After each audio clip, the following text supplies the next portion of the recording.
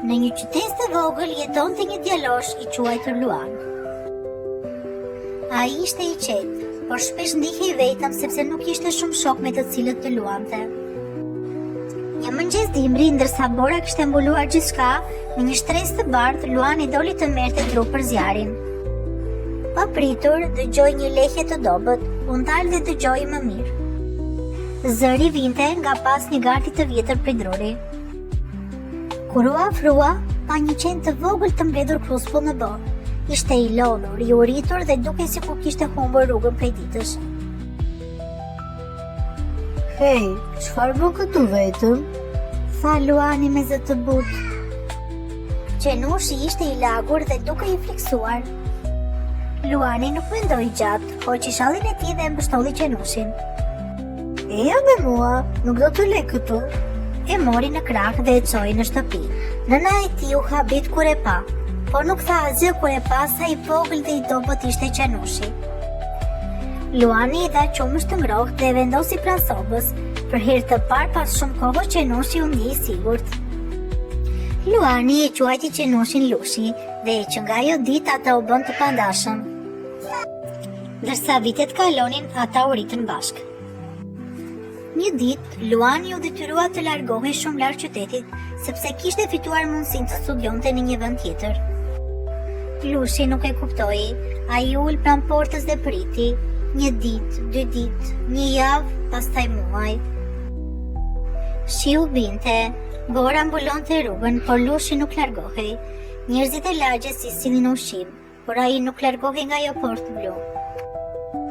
Çdo makinë që kalonte, ai ngritte kokën me shpresë.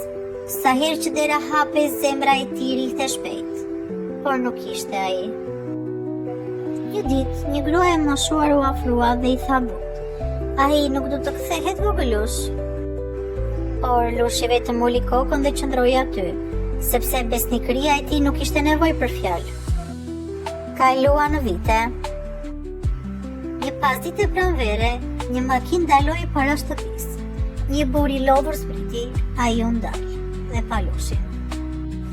Qeni u ngrit ngadalë, sytë e tij u mbushën me lot. Një zot i ra në gjunjë dhe përshpëriti: "Lushi, më ke pritur ende?" I plakur, me qime të zbardhura, me trupin e lodhur, por me sytë ende plot dritë. Për një moment, të dy mbetën të ngritur. Luani nuk ishte larguar thjesht për pak kohë.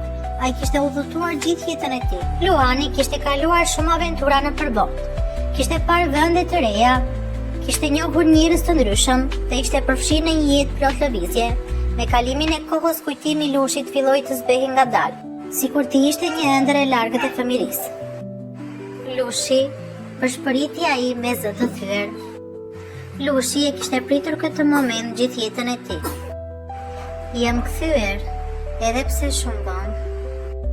Lushi nuk ishte nevojë për fjalë, bishti i tij lëvizte lehtë dhe sytë e tij thoshin gjithçka, kur nuk u largova. Kur njeriu i moshuar përqafoi Lushin, për një moment gjithçka u duk sikur koha u kthye pas. Heshtja e lagjes u mbush me një ngrohtësi që nuk ishte ndjer prej vitesh. Njeriu e përkëdheli ngadalë, sikur do të rikuperonte çdo moment të humbur. Lushi nuk lëvizte nga vendi, ai qëndronte pranë tij si gjithmonë. Njerëzit e kuptuan me njëherë se ata të dy nuk ishin ndarë më kurrë. Thuhet se atë natë për herë të parë qeni nuk leu nga vetmia, por nga lumturia.